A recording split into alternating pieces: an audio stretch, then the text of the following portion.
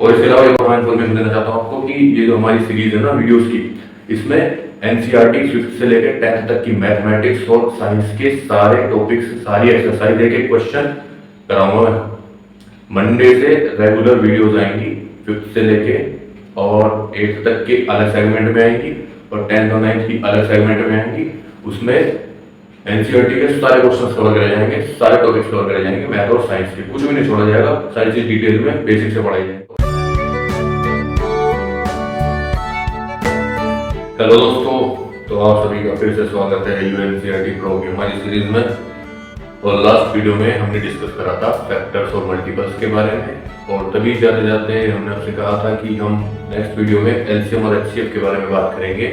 और उससे पहले हम ये देखेंगे कि डिविजिबिलिटी कैसे चेक करी जाती है, क्योंकि मैंने आपसे पहले भी कहा था कि एलसीएम और एचसीएफ ऐसे टॉपिक्स हैं जिनको समझने के लिए सबसे पहले हमें दो चीजें और जाननी जरूरी हैं, जो है डिविजिबिलिटी ऑफ डिफरेंट नंबर्स और फैक्टराइजेशन, जिसमें एक और पार्ट होता है प्राइम फैक्टराइजेशन।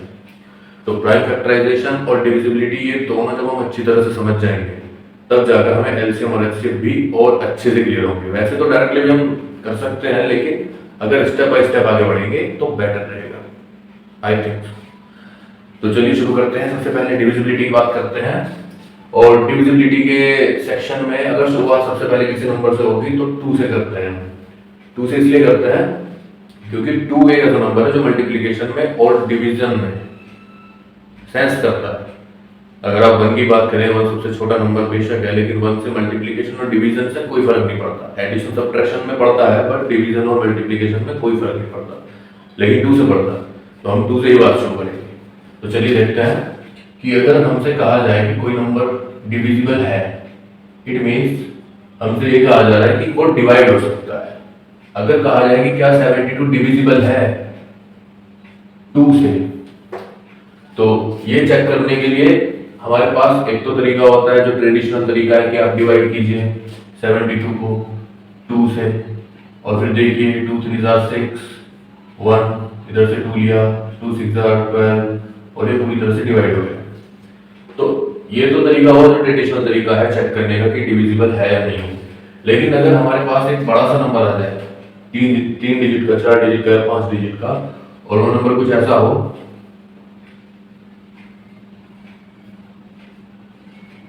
कुछ इस तरह से 6 डिजिट का नंबर है हमारे पास, और हमसे कहा जाए कि बताओ 2 से डिविजिबल है या नहीं, तो तब हमारे सामने ये एक सिचुएशन आती है कि इतने बड़े नंबर को डिवाइड करके देखा जाए तो थोड़ा सा टाइम ज्यादा लगेगा। तो उसके लिए एक तरीका ये होता है, डिविजिबिलिटी का रूल ये होता है 2 के लिए, कि अगर किसी भी नंबर की यूनिट की जो डिजिट है, यूनिट डिजिट है, यूनिट प्लेस पर जो डिजिट है, अगर वो 2 से डिवाइड होती है तो वो पूरा का पूरा नंबर 2 से डिविजिबल होता है। अगर ये लास्ट की डिजिट नहीं हो रही है 2 से, तो वो नंबर चाहे कुछ भी आप उसको डिवाइड करके मत देखिए, आप डायरेक्टली कह सकते हो कि वो 2 से डिविजिबल नहीं है। अब हो सकता है जो लोग वीडियो देख रहे होंगे उनमें से काफी लोगों को ये रूल पता भी होगा पहले से, और हो सकता है काफी को नहीं भी पता हो। तो जिन्हें पता है तो प्लीज क्रिटिसाइज मत कीजिए, आप लोग स्मार्ट हैं, बहुत खुशी की बात है। और लेकिन आपके छोटे भाई बहन या जिन लोगों को नहीं पता वो अगर इसको रिफर करेंगे तो कोई प्रॉब्लम नहीं होनी चाहिए, ना मुझे ना आपको। Thank you very much. तो ये रूल सब जगह एप्लीकेबल है, चाहे नंबर 10 डिजिट का हो, 15 डिजिट का, कितनी भी बड़ी डिजिट का हो। हालांकि इतना बड़ा नंबर कोई देता नहीं है डिवाइड करने के लिए, पर फिर भी अगर आता है आपके सामने तो आप यूनिट डिजिट देखेंगे और कह देंगे कि हाँ ये डिविजिबल है पूरा पूरा 2 से। फिर नेक्स्ट नंबर हम लेते हैं हमारा 3। तो 3 की बात जब आती है, अगर हमसे पूछा जाए if any number is divisible by 3 और नॉट, अगर ये चेक करना हो और कंडीशन यही है कि बड़ा सा नंबर है,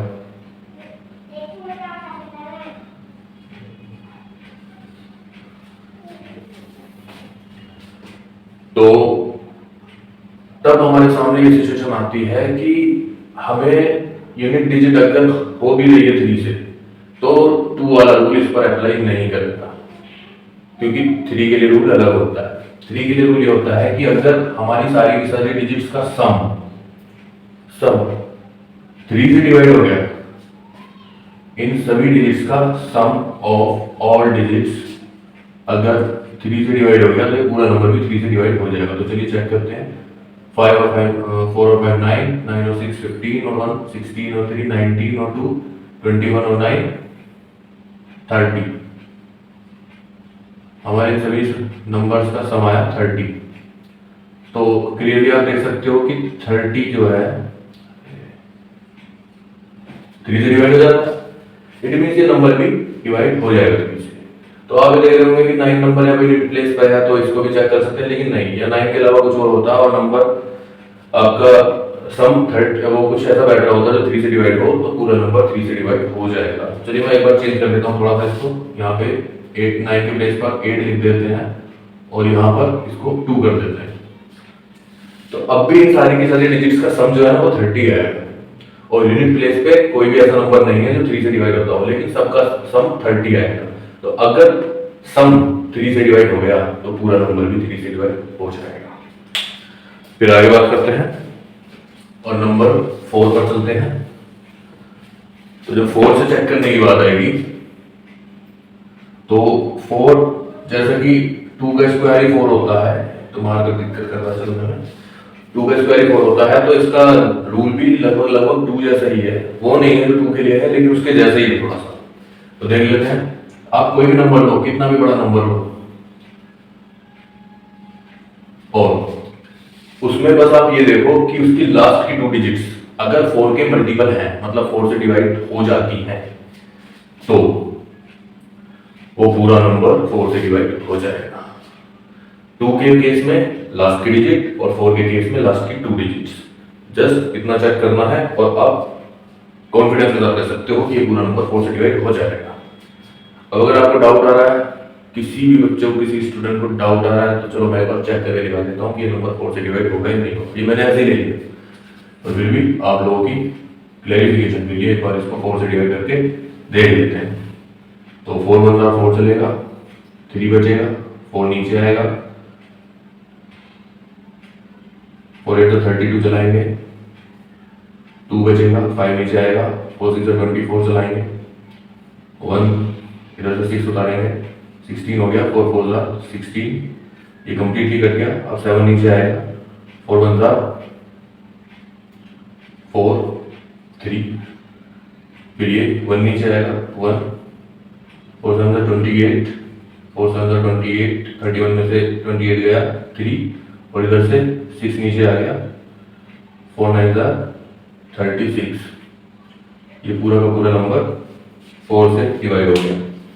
तो ये मैंने आपको चेक करके दिखाया, हालांकि मुझे डाउट नहीं था, ये रूल कंफर्म है और यही रूल अप्लाई होगा चाहे कितना भी बड़ा नंबर हो।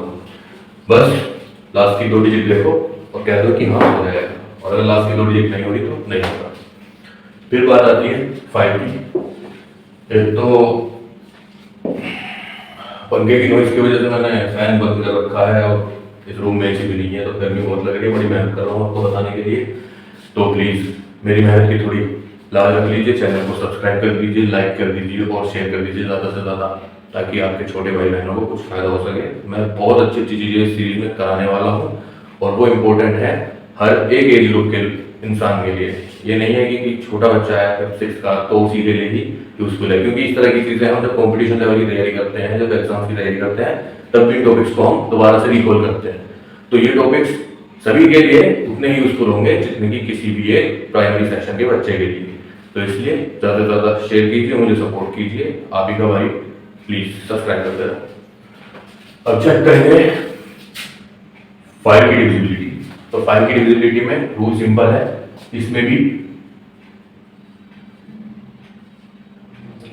वही 2 का केस लगेगा। जैसे 2 में यूनिट प्लेस देखते थे, 5 में भी हम यूनिट प्लेस देखेंगे। यूनिट प्लेस अगर 5 है या 0 है तो ये पूरी तरह से डिविजिबल हो जाता है 5 से। अगर किसी भी नंबर की यूनिट डिजिट 5 है या 0 है तो वो पूरा नंबर 5 से डिवाइड हो जाता है। और हाँ, अगर 0 है लास्ट में तो 2 से भी हो जाता है।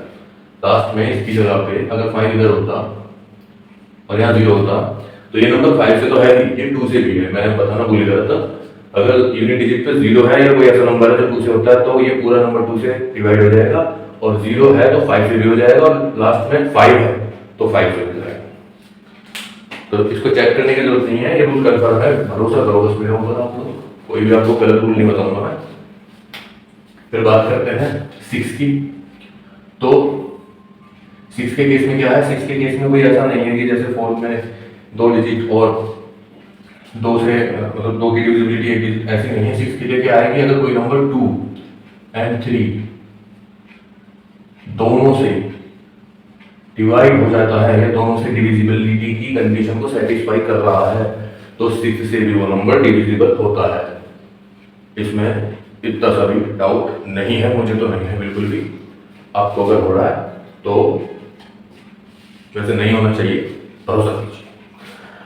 तो 2 और 3 से अगर कोई नंबर डिविजिबल है, दोनों से होना चाहिए, ये नहीं कि सिर्फ 2 से है तो हो जाएगा, नहीं, 2 से भी हो और 3 से भी डिविजिबल हो तब वो नंबर 6 से डिवाइड हो जाता है। जैसे फॉर एग्जांपल एक नंबर ले लेते हैं, चलो आप लोग तो चलिए 3 डिजिट के ले लेते हैं, 4 1 और 7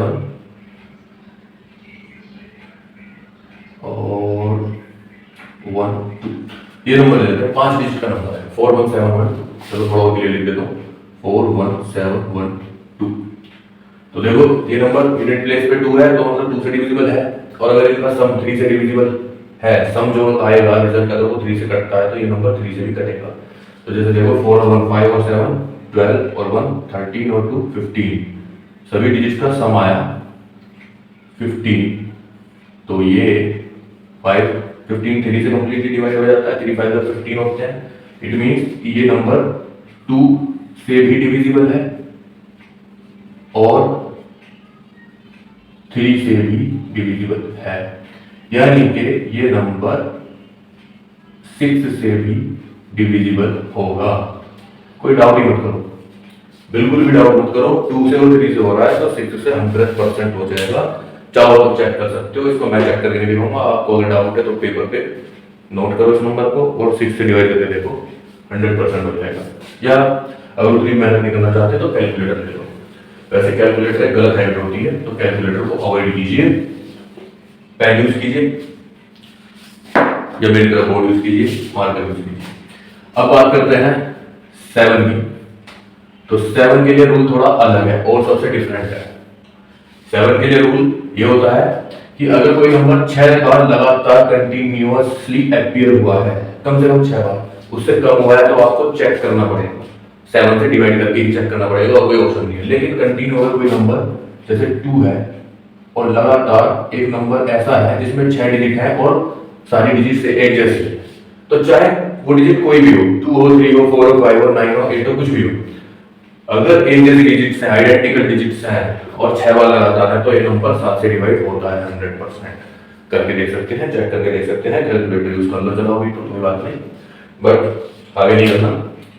एक तो कंडीशन ये होगी, एक कंडीशन ये होगी 6 डिजिट चाहिए होगी, लेकिन अब क्या है कि हमारे पास जो डिजिट है वो तो अलग अलग हो और 3 पेयर होंगे लगातार, यानी कि 6 डिजिट है, मतलब 6 डिजिट है और अलग अलग नंबर है, 2 3 2 3 2 3 3 बार आया, यानी कि पेयर बन गया।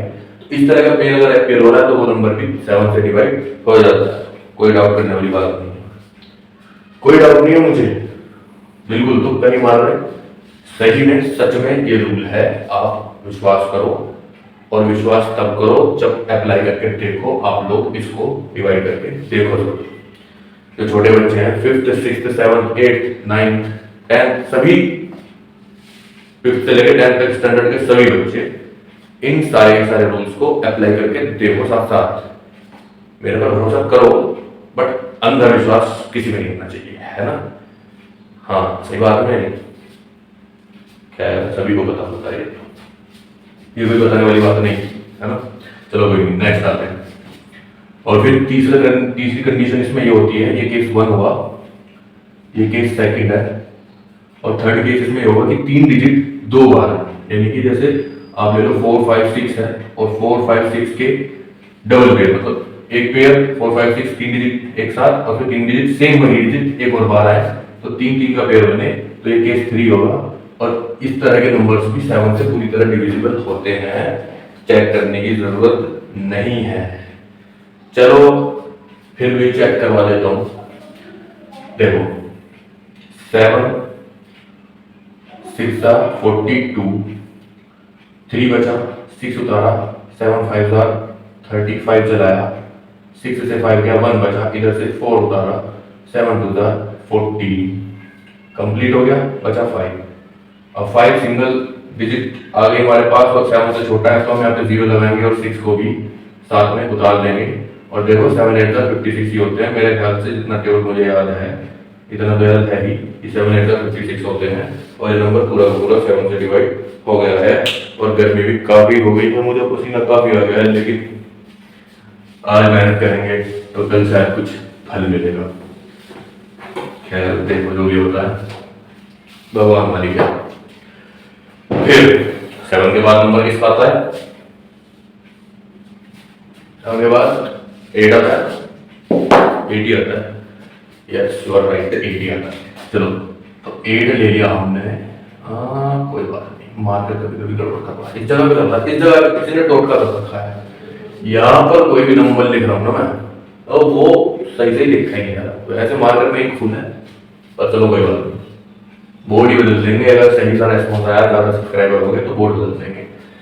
बस आप लोग सपोर्ट करना रखो अपना, ठीक है? सपोर्ट नहीं करना चाहिए, सपोर्ट की जरूरत होती है हर चीज को। फिर देखो 8 के लिए क्या रूल है? 8 का रूल करीब करीब वैसे ही है जैसे 2 का और 4 का था। चलो गैस करो कि 8 के लिए क्या रूल होगा। आपको एक टास्क है, अगर आपके अंदर थोड़ा सा एक्स्ट्राऑर्डिनरी माइंड है, मतलब मेरे अंदर तो एवरेज माइंड है, आपके अंदर अगर एक्स्ट्रा ऑर्डिनरी माइंड है तो आप गैस करो कि 8 के लिए क्या हो सकता है? 2 और 4 जैसे ही होगा। जो स्मार्ट लोग, वैसे आप में से बहुत लोग ऐसे हो सकते हैं कि जिनको ये सारे रूल्स पता हो, तो कोई बात नहीं, ये कोई ऐसा ज्ञान तो है नहीं जो सिर्फ मेरे अकेले के पास है, ये भी मैंने भी कहीं से सीखा है। खैर अगर कोई नंबर ऐसा है, चाहे कोई भी नंबर है, आप कुछ भी ले सकते हो, 914 मार्कर यहाँ भी टोटल कर दिया किसी ने, 6 7 7 2 और 8 नहीं, क्या ले यहाँ लेते हैं 8 7 8 लेते हैं। तो मेरे ख्याल से अब तक कुछ लोगों ने, जिनको नहीं भी पता था पहले से, उन्होंने गैस कर लिया होगा कि 8 के लिए क्या रूल लगता होगा। और थोड़ी सी गलती मेरे से हो गई तो आपको हिंट भी मिल गया होगा उसकी वजह से, अगर आप ध्यान से देख रहे हैं वीडियो। और अगर नहीं भी देख रहे हैं तो कोई बात नहीं, अब देख लो, अब पता चल गया होगा सबको कि क्या रूल हो सकता है। और अब भी जिनको नहीं चला तो मैं बता देता हूँ, अगर लास्ट की 3 डिजिट्स 8 से डिविजिबल है, लास्ट की 3 डिजिट्स 8 से डिविजिबल है, तो ये पूरा नंबर 8 से डिविजिबल है जी। इस बात पे इतना सा भी शक मत करना, जरा सा भी, बिल्कुल भी शक मत कर लेना।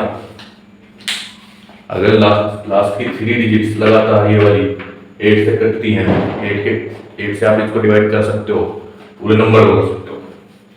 बाहर थोड़ा आतिशबाजी का साउंड आ रहा है तो उसके लिए माफी चाहूँगा। अब मैं जंगल में जाके तो वीडियो नहीं बना सकता, और मेरे पास वो वाला रूम नहीं है, वो स्टूडियो जो होता है सिंगिंग वाला, वो भी हो जाएगा अगर आप लोग सपोर्ट करोगे, सब्सक्राइब करोगे चैनल को ज़्यादा से ज़्यादा, तो वो भी हो जाएगा।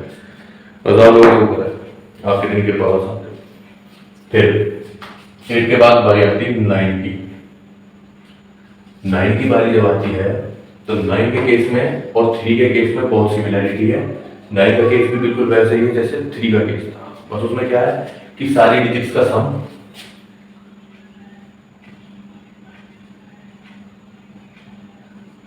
जैसे उसमें सारी डिजिट्स का सम 3 से डिवाइड होना चाहिए था, इसमें सारी डिजिट्स का सम 9 से डिवाइड होना चाहिए। अगर सारी डिजिट्स का सम 9 से डिवाइड हो गया तो ये पूरा नंबर 9 से डिवाइड हो जाएगा। हाँ देखो, 5 4 9 4 13 6 19 3 22 7 8 29 और 2 31 है। एक बार देखो, शायद एडिशन में गलती हुई है। हाँ चलो एक नंबर और दे देता हूँ मैं आपके लिए,